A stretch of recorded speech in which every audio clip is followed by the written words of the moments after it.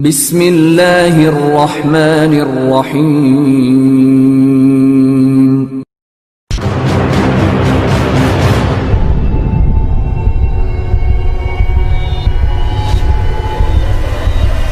السلام علیکم ورحمۃ اللہ وبرکاتہ۔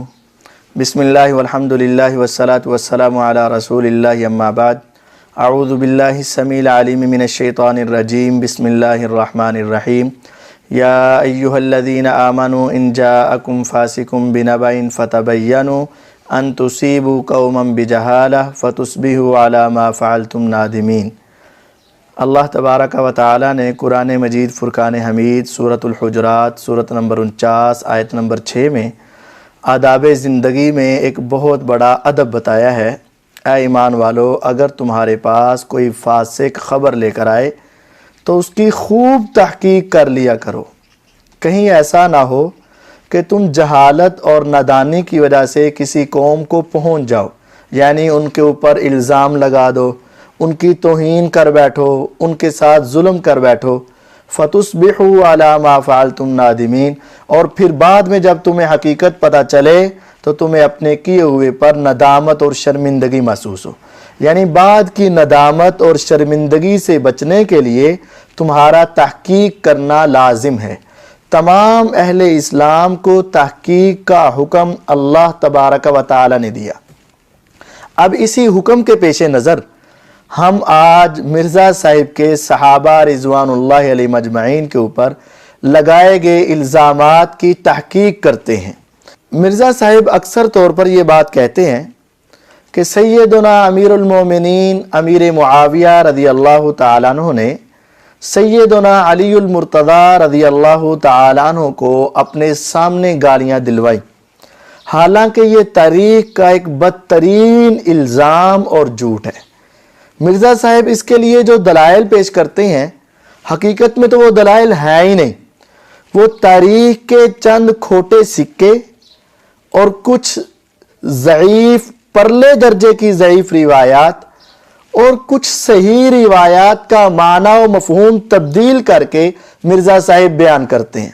صحیح روایات میں اپنے دل کی بات، اپنے من کی بات، اپنے ذہن کی غلطی کو صحابہ کے نام پر تھوپ دیتے ہیں اور ان کے اوپر الزام لگا کے روایت میں اضافہ کر کے صحابہ کی توہین کا پہلو نکالتے ہیں، اور ان کے اندر جو مرزا صاحب نے روایات بیان کی ہیں ان کا پوری تفصیل سے آج ہم آپ کے سامنے جائزہ لیتے ہیں اور تحقیق کرتے ہیں۔ سب سے پہلے مرزا صاحب اکثر طور پر اپنی تقریروں میں یہ بات کرتے نظر آتے ہیں کہ 60 سال تک بنو امیہ ممبروں کے اوپر سیدنا علی المرتضیٰ رضی اللہ عنہ پر لعنتیں بھیجتے رہے، گالیاں دیتے رہے۔ اکثر آپ نے سنا ہوگا مرزا صاحب اپنی اکثر تقریروں میں یہ بات کرتے ہیں۔ بعض ماچے اس وقت بنے ہوئے وہ کہتے ہیں جی صلح حسن تک لعنت ہوتی تھی، بعد میں ختم ہو گئی تھی، تو پھر عمر بن عبدالعزیز نے کون سی لعنت ختم کروائی تھی 60 سال کے بعد؟ مرزا صاحب نے اس کا حوالہ اکثر نہیں دیا، تقریر میں بات کر جاتے ہیں لیکن حوالہ نہیں دیتے۔ کیوں؟ انہیں پتہ ہے کہ اگر میں نے حوالہ دے دیا تو لوگ تحقیق کر کے وہاں پہنچیں گے اور وہاں تو پتہ چل جائے گا کہ یہ تاریخ کے کھوٹے سکے کے سوا اور کچھ نہیں ہے۔ ہاں، ایک جگہ پہ مرزا صاحب اس کا حوالہ دیتے بھی ہیں۔ مرزا صاحب کا ایک پیپر ہے نا، جو ریسرچ پیپر، اس کے اندر انہوں نے یہ بات نقل کر کے حوالہ پیش کیا، لیکن وہاں ایک بات قابل غور ہے۔ مرزا صاحب ہمیشہ انٹرنیشنل نمبرنگ بتاتے رہتے ہیں، لیکن یہاں جب تاریخ الخلفاء کا حوالہ دیا تو صفحہ تک بھی نہیں بتایا۔ کچھ تو ہے نا، بقول شاعر ادھر ادھر کی نہ بات کر، مجھے یہ تو بتا قافلہ کیوں لٹا، مجھے رہزنوں سے گلا نہیں، تیری رہبری کا سوال ہے۔ مرزا صاحب تیری رہبری کا سوال ہے، باقی سب جگہ آپ ان کے حوالے پیش کرتے ہیں، صفحہ نمبر بتاتے ہیں، حدیث نمبر بتاتے ہیں، اور یہاں کیوں نہیں بتایا؟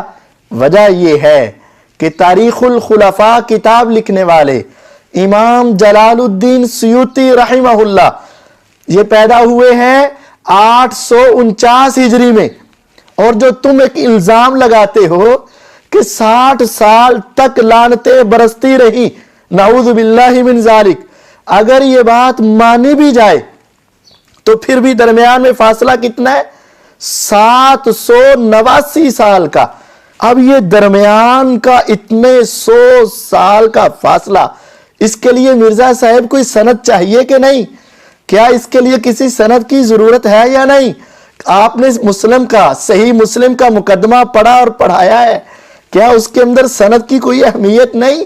مرزا صاحب خدا را اپنے اس عمل پر غور کریں، 700-800 کے قریب سال تک یہ درمیان کے فاصلے کی اس کتاب میں سند ہی نہیں ہے۔ ضعیف ہونا تو دور کی بات ہے، جھوٹی ہونا تو دور کی بات ہے ہی نہیں۔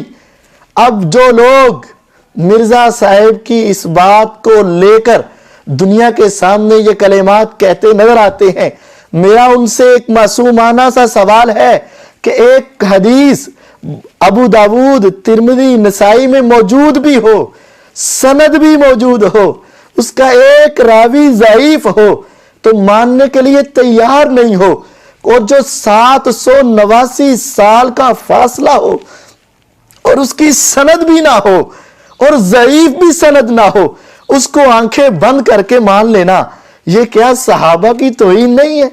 کیا یہ صحابہ سے دشمنی نہیں ہے؟ کیا یہ صحابہ سے بغاوت نہیں ہے؟ کیا یہ ان سے محبت کی علامت ہے؟ نہیں نہیں نہیں نہیں، ایسا نہ کرو مرزا صاحب، یہ آپ کی سب سے بڑی دلیل کی کیفیت ہے، باقیوں کا کیا ہوگا؟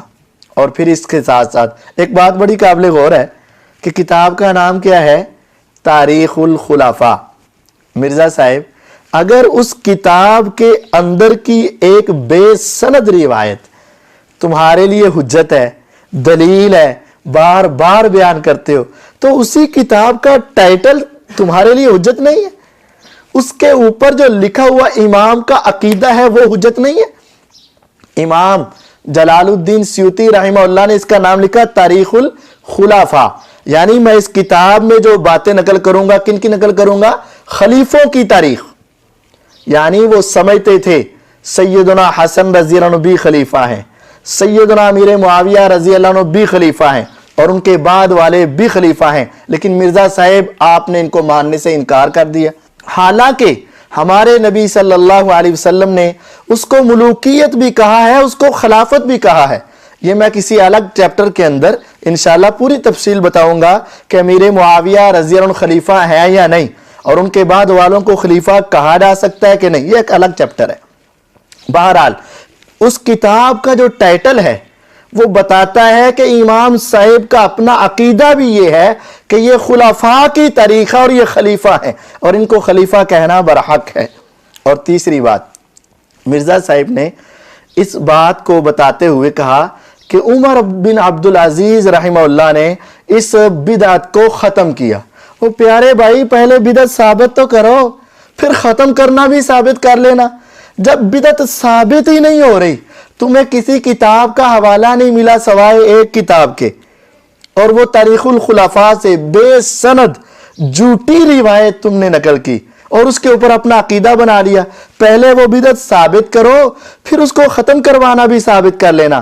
اور آپ نے اس کے لیے ایک آیت پڑھی زبانی۔ مرزا صاحب اوپر سے دیکھ کر بھی قرآن پڑھ لینے میں کوئی حرج نہیں۔ اگر آپ کو زبانی نہیں آتا اور آپ غلط پڑھتے ہیں تو اس سے بہتر ہے کہ اوپر سے دیکھ کے پڑھ لیں۔ آپ نے پڑھا ان اللہ یأمرکم بالعدل والاحسان۔